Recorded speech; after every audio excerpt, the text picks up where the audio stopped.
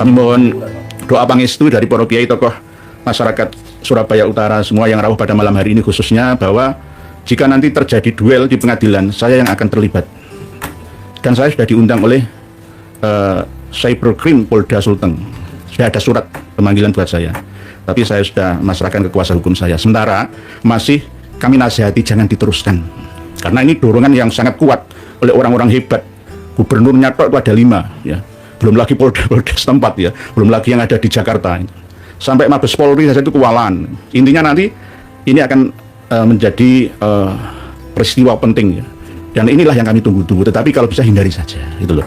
Karena Gus Fuad Riyadi dari Pleret sudah meminta maaf gitu loh. Dan kami pun sebenarnya tidak mendukung ucapan dari beliau Gus Fuad tentang kirdun-kirdun terhadap Sis Al-Jufri itu gitu loh. Nah, cuma ini hanya pancingan ya. Apakah selama ini seluruh rakyat Indonesia itu mendengar atau tidak pisuhan dari Habib-Habib terhadap kiai-kiai Nusantara itu? Ternyata nggak dengerungu, ternyata nggak melihat, ternyata buta tuli semua ternyata. Oke, pura-pura itu bagaimana ya, Ki? Pura-pura. Kalau saya lihat sih pura-pura ya. Pura-pura ya. Padahal kalau yang pribumi sampai kayak langsung gitu, iya. Kok langsung Ya. gitu. Padahal ya minta maaf sudah. Tapi di sambar.id itu ada keterangan halal darahnya Fuad Pleret itu. Saya masih tidak simpan itu. Oh, berarti ini doktrin ekstrim itu. Nah, ini teroris itu dari sini. Teroris semua. Oke. Berarti antara sesama saudara yang sudah minta tabayun, minta diskusi kebangsaan di Mabes Polri atau di Polda Jogja atau di mana tempat di Jawa saja, jangan terlalu kejauhan ke Indonesia Timur sana, tapi tetap ditolak semua. Pokoknya kudu Fuad Pleret harus jebloskan ke penjara dengan pasal sarah. Lah, gak kerungu ya. Padahal kalau Habib Rizik sendiri bilang, kasarnya kan dia itu kan ngajak perang. Nggih. Lu kok nggak ada proses? Ya heran saya kan gitu ya, nggih. Kita ini ya Enggak gitu dari aparat kita ini. iya, kita semua ini orang waras ya. Tapi kok gimana ya? Kok gak ada respon ya? Ya, itu heran itu. Terus pertama kali 3 tahun yang lalu ketika kita dihina-hina 70 kiai yang alim tetap kalah dengan 1 Habib yang bodoh alim maksiat. Itu kan sarah ya. Salah. Penghinaan yang luar biasa. Lah, di mana suaranya? Heran aku. Penghinaan ke presiden. Ya. Sampai Jokowi Babi itu.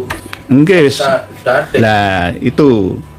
Terus misalkan itu pendapat individu ya, pendapat pribadi, ada kitabnya ya. Gitu. Kitab Manhajus Sawi itu ada. Tuntunannya ada. Kenapa Bahar bin Sumed itu berani mengucapkan seperti itu, ditiru oleh murid-muridnya, penggemar-penggemarnya ya. bukan beratnya ada ya. Lah saya Rekan Al-Ghadri sama yang gondrong-gondrong ala kribu-kribu yang ceramah itu. 1 Habib yang bodoh ahli maksiat sekalipun tetap lebih tinggi derajatnya daripada 70 kiai yang alim. Jadi ada referensinya bagi mereka. Tidak ada gunanya ya yang mondok. Lu nggak ada gunanya. Jenengan kan 7 orang ya, sama saya 8 ya, sama admin 9 ya. Jadi kurang dengan 1 Habib yang menzinai misalkan kasus Syafiq bin Zainal Abidin Al-Idrus Jepara ya. Dia menangan Syafiq. Enggak apa-apa, berbuat apa saja tetap dijamin surga oleh leluhurnya. Nanti jenengan guys, jenengan itu belum tentu surga. Surga golek-golek dhewe usaha. Tapi kalau Habib nggak perlu. Nggak perlu. Lah, ini namanya rasis ya. Ini sara yang luar biasa. Bagaimana ada seorang tamu datang ke negeri kita menghina kita, terus kita diam saja. Ijma Sukuti itu tadi. Kok nggak ada respon dari negara? Negara ini menunggu respon dari kita sebenarnya. Sudah kami siapkan buku-buku bukti. Kemarin kan saya tulis bahasa Arab, sekarang saya sudah terjemah ke bahasa Indonesia bersama dengan kawan-kawan kita untuk dipelajari oleh MUI, oleh PBNU kalau mau, oleh Muhammadiyah, Al-Irsyad Persis dan lain-lain. Berarti nggak berlaku organisasi NU kalau gitu ya? Kalau Ya. ada tindakan seperti itu. Ya kurang tanggap terhadap situasi yang ada. Karena dari pimpinan struktural kita yang masih husnudzon, didukung oleh penolan-penolan pondok pesantren Nahdien ya, yang masih juga belum mau terbuka. Karena ada sebagian yang direkrut pondok pesantren yang terkenal itu lulusannya untuk lanjut studi ke Al-Ahqaf University Al-Mukalla atau ke Darul Mustafa Karim Habib Umar bin Hafid saya. Jadi kerjasama. Akhirnya ya sungkan lah ya sungkan kadung apik hubungan saya kan. Lah kalau kembali pakai seperti ini lah, jenengan kan malah tambah kualat dong. Jenengan gurunya juga Habib Fakih. Nggih. Nah, waktu jenengan berguru kepada Habib itu apakah jenengan juga diijazai ya? Mungkin amalan rotib al-haddad atau harus sholawat sintud duror atau rotib ba'abud atau wirdul latif atau apa ini? Di era 80-an, mungkin 80-an itu terus terang kami lontang-lantung ke sana kemari sama beliaunya Muhammad Halim Hashim itu nggak pernah ada ijazah. Nggak ada ijazah. Nggak pernah ada rotib al-haddad, sintud duror dan lain-lain itu nggak pernah. Nggak ada. Cuma ujangan beliau apa itu kalau bahasa Nabi bahasa Jawa ini ku yai wis ngaji yo jari-jarimu sing limo. Insyaallah dadi wong selamat. Nopo Bib? Siji dadi wong ojo gumedhi.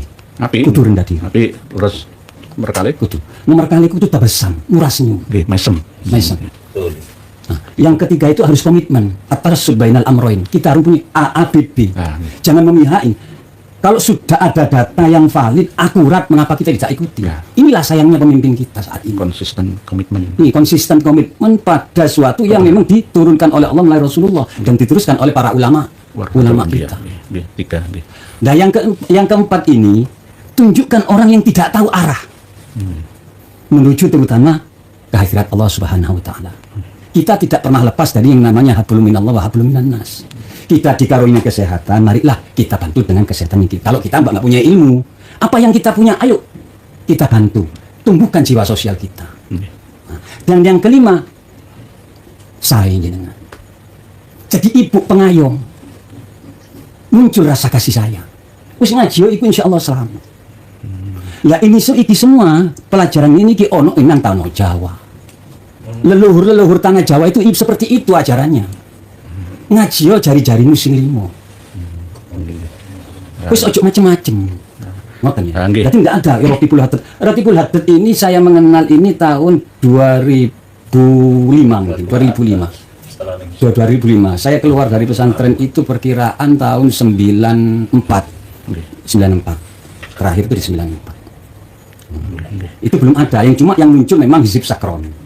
Nah, yang paling saya gemari dulu itu Hizbun Nasr punyanya Syekh Qadir Jalani. Hizbun Nasr saya bilang sendiri. Niku wonten. Niku sing Hizbul Bahar niku. Niku sing sering memang dulunya wis saiki gak isip-isipan, wis selawat ae sing adem nggih. Kulo nggih ngoten ya. Kulo riyen niku Hizib sampai 9 ya. Hizib Ghazali, Hizib Nawawi, Hizib agak karo-karuan iki. Malah bingung ya. Jadi ini pengumuman untuk para santri di pesantren Salafiyah Nahdlatul Ulama itu. Ini kan tajrib sudah teruji. Kita ini pernah ngaji seperti kitab Syamsul Ma'arif. Itu zamannya berbeda. Kita harus menyesuaikan tuntutan keadaan zaman.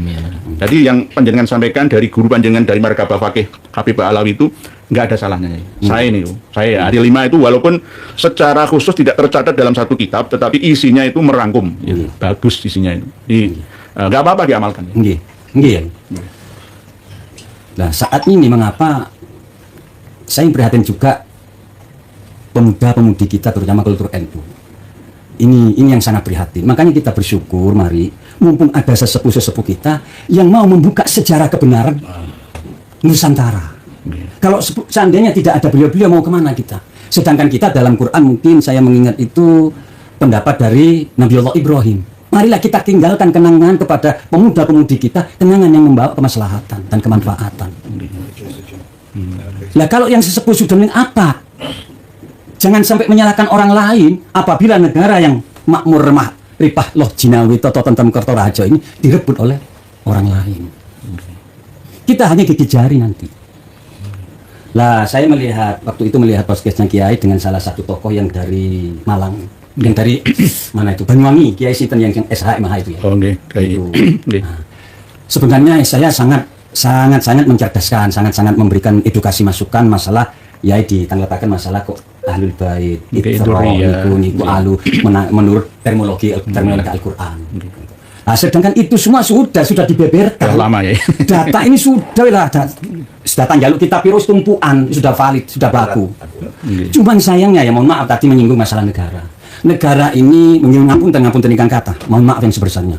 Negara mau turun tangan, masih di sini ada yang otoritasnya, yakni PBNU dan MUI. Takut menyalahi aturan, kemungkinan seperti itu. Untuk keagamaan kan sudah dihandle oleh PBNU dan MUI, mungkin. Nggih bisa seperti itu, nggih bisa seperti itu. Nah, sedangkan untuk keamanan memang negara harus hadir untuk ini. Cuma seandainya ini sudah kadung seperti ini, kok negara masih diam? Apa jadinya kita nanti? Kalau ini terus-terusan seperti ini, karena ini sudah merebak kemana-mana sudah.